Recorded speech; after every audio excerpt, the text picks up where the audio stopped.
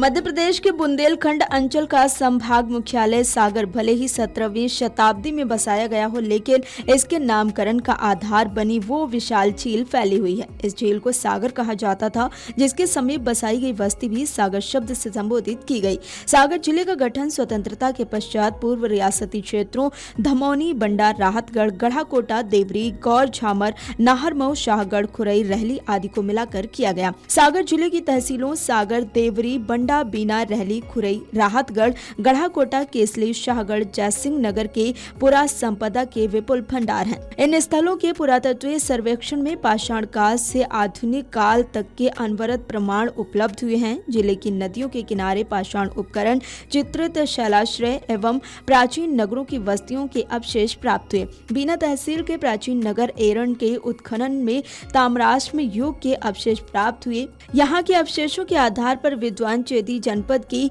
राजधानी शुक्तिमती को इस स्थल से समीकृत करने लगे। सागर जिले के पुरातत्व का अभी तक पूर्ण रूप से आकलन नहीं किया गया, नहीं तो ये जिला भी देश के पर्यटन नक्शे में अपनी जगह बनाने में सक्षम था। जिले में गुप्त, परमार, प्रतिहार, चंदेल, कलचुरी, बुंदेला, मराठा, गौंड राजवंशों के समय की अनेक धरोहर मौजूद हैं। इन ऐतिहासिक, धार्मिक तथा पुरातत्व महत्व की कुछ धरोहरें सुरक्षित हैं, कुछ काल के थपेड़ों तथा अनदेखी के चलते धीरे धीरे नष्ट होने की कगार पर पहुंच गई हैं तथा कुछ नष्ट भी हो गई हैं। अपनी अनदेखी का शिकार ऐसे ही एक धार्मिक पुरातत्व स्थल की यात्रा की और इस स्थान का नाम है विनायकापाटन। बता दें कि विनायका ग्राम को 15वीं सदी ईस्वी में बसाया गया था।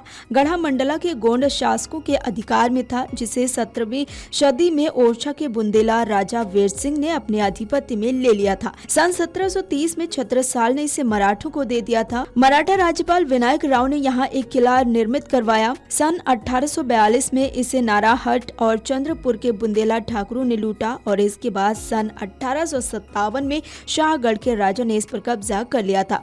सन 1861 तक विनायकापाटन तहसील का मुख्यालय था, जिसे बंडा स्थानांतरित किया गया। यहाँ प्राचीन धरोहरों से ये माना जा सकता है कि ये स्थल इसके ज्ञात इतिहास से भी पहले का है। यहाँ पर मौजूद प्रतिहार कालीन विष्णु मंदिर तथा समीप के गांव में स्थित चंदेल कालीन जैन मंदिर ये सिद्ध करने के लिए पर्याप्त है कि ये स्थल 8वीं-9वीं शताब्दी से अस्तित्व में रहे हैं और यहाँ इन राजवंशों का दखल रहा है। विनायका ग्राम मूलतः 8वीं-9वीं सदी ईस्वी से अस्तित्व में था। यहाँ पर स्थित ये मंदिर प्रतिहार कालीन विष्णु मंदिर रहा होगा। मंदिर में केवल जंघा तक का भाग है।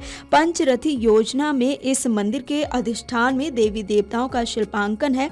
मंदिर का गर्भगृह वर्गाकार है। जीर्णोद्धार के समय जलाधारी कक्षासन पर रख दी गई, जबकि कक्षासन पर विष्णु प्रतिमा स्थापित रही होगी। अंतराल में अलंकृत स्तंभ है। इनमें नीचे से खुर, कुंभ, कलश, संघाट और विशाल दातरनी अलंकरण है। इसके ऊपर के कीर्तिमुख से निकलती हुई लता वल्लवरी दातरनी के ऊपर के घट पल्लव पर अंकित है। प्रवेश द्वार के ऊपर के तिलक बिंब पर गरुणासेन विष्णु का अंकन है, जो भग्न प्राय है। दोनों ओर मालाधारी गंधर्व हैं। अंतराल की बाह्य भित्ति के गवाक्ष में बाईं ओर चतुर्भुजी स्थानक विष्णु है, जो भग्न प्राय है। मंदिर के आगे विष्णु की आयुध पुरुष प्रतिमा स्तंभ है। मंदिर मध्य प्रदेश पुरातत्व विभाग का संरक्षित स्मारक है। मंदिर के पास बने नवीन मंदिर पर कुछ प्राचीन कलाकृतियां रखी हुई हैं। इन कलाकृतियों में वामन की प्रतिमा है। स्थानक वामन के हाथों में क्रमशः गदा, चक्र एवं शंख है। नीचे सेवक एवं सेविकाएं हैं। दूसरी प्रतिमा हरगौरी की है, जिसमें शिव के हाथों में खप्पर, डमरू एवं नाग है। चतुर्थ गौरी स्कंद पर है। अन्य कलाकृतियां हैं। द्वाशाखा, गोमेध, अंबिका, सूर्य प्रतिमाएं शामिल हैं। मंदिर तथा विष्णु गरुड़ स्तंभ का संरक्षण किया जाना आवश्यक है। मंदिर परिसर को पत्थर की दीवार बनाकर घेर कर संरक्षित किया जा सकता है। मध्य प्रदेश शासन द्वारा पुरातत्व महत्व को घोषित किया गया है, परंतु संरक्षण के लिए कोई उपाय नहीं किया गया। यहाँ तक कि मंदिर परिसर में मंदिर को संरक्षित किए जाने के संबंध में पुरातत्व विभाग का कोई बोर्ड तक नहीं लगा हुआ है। अंचल में अधिकांश ऐतिहासिक तथा पुरातत्व महत्व के स्थानों को सबसे ज्यादा नुकसान यहाँ संपदा धन खोजने वालों ने पहुँचाया है। धन के लालच में स्थानीय लोगों ने धरोहरों को ही मिटा दिया। अगर इस प्रकार की गतिविधियों पर सख्ती से रोक नहीं लगाई गई तो इनका अस्तित्व ही खत्म हो जाएगा। मंदिर की दक्षिणी दीवार पर चौसर खोलते हुए उमा महेश्वर की मूर्ति शिल्प स्थित है। मध्य में चौसर रखा हुआ है। दोनों ओर शिव के समीप वीरभद्र तथा गणेश है। पार्वती के समीप बाईं ओर कार्तिकेय। नंदी के गजे में रस्सा बंधा हुआ है। पार्वती जी की सखियों के हाथ में रस्सी का छोर है और अन्य शिव गण दर्शाए गए हैं। मूर्ति खंडित होने के कारण पूर्ण रूप स्पष्ट नहीं है। दिक्पाल अग्नि की प्रतिमा खड़े रूप में है। उनका वाहन मेष भी दिखाई दे रहा है। वहीं शीतला माता की मूर्ति वास्तु अलंकरण की दृष्टि से विशिष्ट प्रकार की है। इस प्रकार की मूर्ति मडखेरा के सूर्य मंदिर में प्राप्त हुई है। देवी गर्दभ पर आरूढ़ है। दाएं हाथ में ध्वज दंड है। नीचे अस्पष्ट पशु आकृति का अंकन है। गजासुर संहारक शिव की प्रतिमा मंदिर की दक्षिणी दीवार पर स्पष्ट है, जो कि खंडित अवस्था में नहीं है। शिव गजासुर को त्रिशूल में उठाए हुए हैं। उनके पैरों के नीचे एक असुर दबा हुआ है। उपरोक्त प्रतिमा सबसे उत्कृष्ट प्रतिमा है। विष्णु त्रिविक्रम मंदिर के दक्षिणी दीवार पर उपरोक्त प्रतिमा स्थित है, जो कि खंडित अवस्था में नहीं है। नाचते हुए भगवान विष्णु का एक पैर आकाश की ओर उठा हुआ है तथा आकाश स्थित विस्फारित नेत्र वाले मुख को स्पर्श कर रहा है।